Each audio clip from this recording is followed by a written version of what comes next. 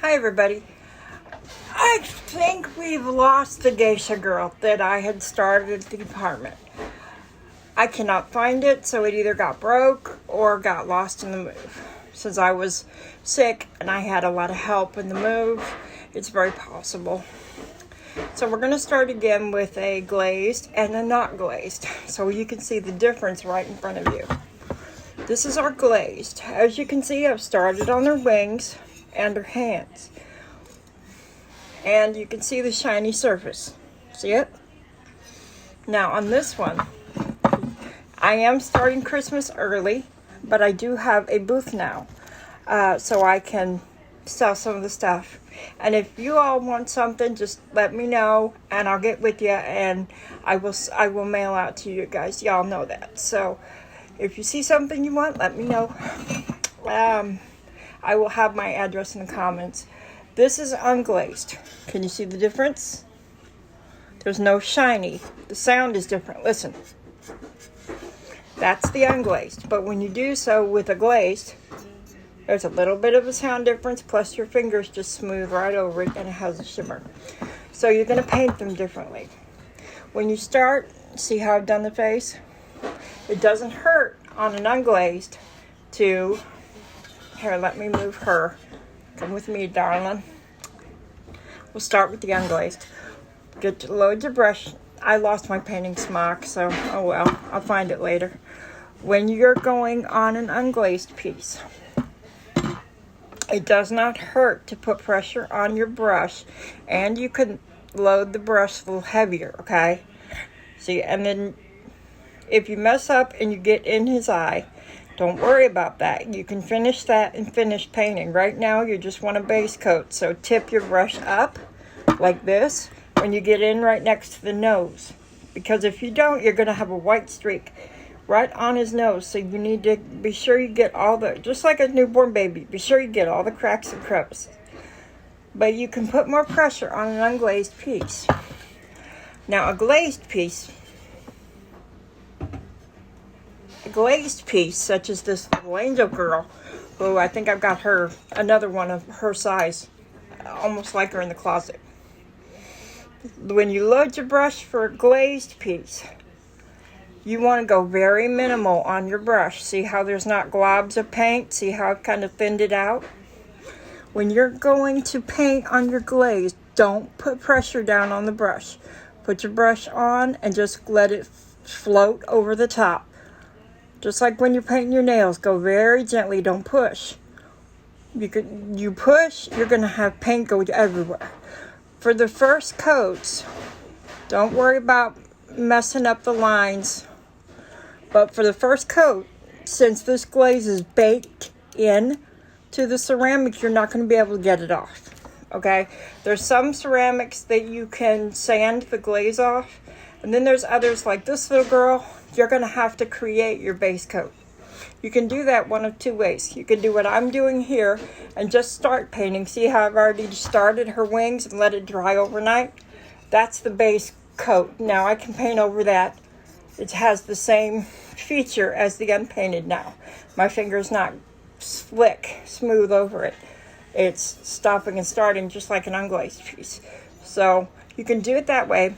Or you can take a white, or another good color for this other technique is, this is antique white, which is what I usually really like for my pieces. And you paint the whole thing. Where's that cross? Hold on a minute. I painted this for one of my mom's friends. And when I started this, I put antique white over the whole thing, front and back, and I let it dry overnight. That way, I got the glaze off, and you're creating a canvas to paint on. Why am I not doing this with her? I didn't feel like it. I use both techniques. If you're just learning, try both techniques more than once. Because when you're painting, if you just try a technique once, you're not going to get an idea if you like it, because you have to learn that technique. Once you get better at the technique, you'll find the one that works for you. Excuse me.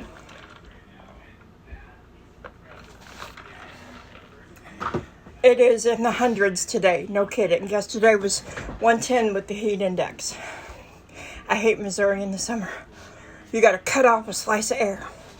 Okay, so pick your technique. I just want to get this first coat on her, so I have an array of little angels sitting around. I'm starting painting on them and my Santa.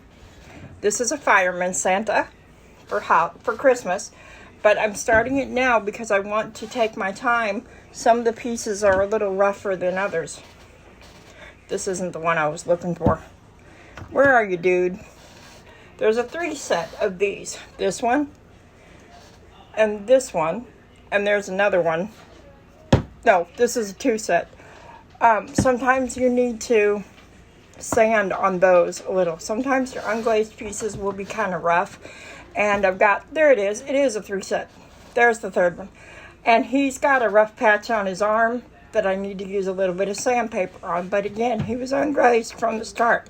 And pardon me, he was unglazed from the start. Now, again, minimally load your brush. Put enough pressure that you can feel that the brush is against something solid. And then just move the brush stroke out, and you don't put any more pressure on it than that. Again, put it against the edge and then just pull out. Minimal pressure on your brush right now because of that glaze. We're just wanting a little. This is not the detail painting. This is not the main painting on this. We're just getting, see how it kind of streaks? It's going to do that. This is the main coat paint, so you don't have to worry about the streaks. Don't be a perfectionist on me and freak out. Chill out, folks. I mean, you got to get that first painting. Now, I'm doing it kind of like I will her final painting, so I can get a look. This is why I like this technique. I can get a look before I make the final decision on the colors, such as the green on her wings. I like that. Of course, it needs cleaned up, and it's streaky because it's the first coat. And see on the wings, see how you can see all the streaks? See how I went? Let me turn my brush. See how I got green right through here?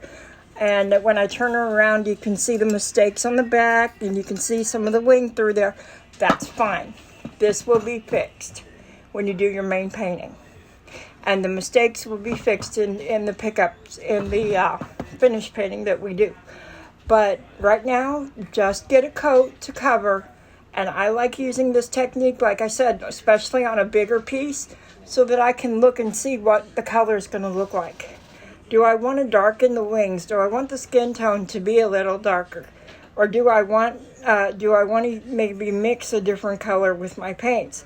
You don't have to stick with whatever color the paint is. You can change your paint color by mixing things, and I like to mix colors. Do I want to experiment and make her wings a totally different mixed color? These are things you're going to ask yourself, and for me, a bigger item, I do this way. Smaller items like that cross, I will use this and make a base paint, or a regular white and make a base paint. So, that is the difference. Just a moment, please. I'm going under her chin, and I couldn't see what I was doing. And just go, just like you would finish paint, and just see how it looks. I got some of the flesh color on the wing. No big. We are not worried about that. And I think that's going to be a good flesh color for her, but I might darken it up a little bit. This is a little too peach for me. So when this dries, when I get to the main painting, I'm going to mix a flesh color for her. I'm probably going to add a little mocha in with the peach to kind of give her a tan. Don't be afraid to play with paint colors, especially if you got bottles like this. If you like doing pour paint and you got a whole bunch of bottles like this with a little bit of paint on them, use those let the kids play with those. Let the kids use those on a canvas for pour paint. Just put down a tablecloth or newspaper or whatever.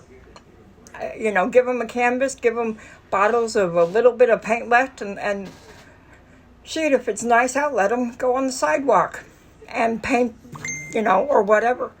Because kids aren't going to learn crafts unless you let them play around. That's how I learned, and I love it. So right now, I was getting everybody that I'm painting right now, they're everywhere. Let me show you. See how I've got one there, one there, one there, one there, one there, and these guys. Because, now how you do a group like that is I'm focusing on one thing. I'm focusing on the flesh color right now. I'm not focused on the wings or the final painting. I'm only focused on getting the hands, the face, on all of these. And I will do the detailed paint later. So if you have a lot of things you want to paint, that's a good way to do it. If they've got one thing in common, like the flesh color, I use a small variety of flesh colors because some of it gets too dark and it's hard for me to see the detail. So I use a very small variety of colors for the flesh, not because I'm chauvinistic or nothing, it's simply because of my vision. And so when I'm doing flesh on a bunch of statues, I do all that at one time, and then you don't have to let them sit overnight. You could let these sit for half an hour, 15 minutes, and keep going or whatever. Just let it sit so the paint gets a little bit dry. Or your paints are all going to mix and you're going to have a heck of a time. Be sure to wash your brushes. If you don't, right here, where the brush bristles touch the base, see how the paint kind of gloops? So be sure to wash your brushes. If you need to soak your brush, that's fine. And one thing I always do, let me find it, is keep an old brush. One that, it's been washed a dozen or more times and it's not good for anything really, except for two things, throwing away, or I've got purple right here on my tin, right there. I'm going to put it back in the bottle because I didn't wind up using it. I decided to do a whole bunch of flesh-colored statues instead.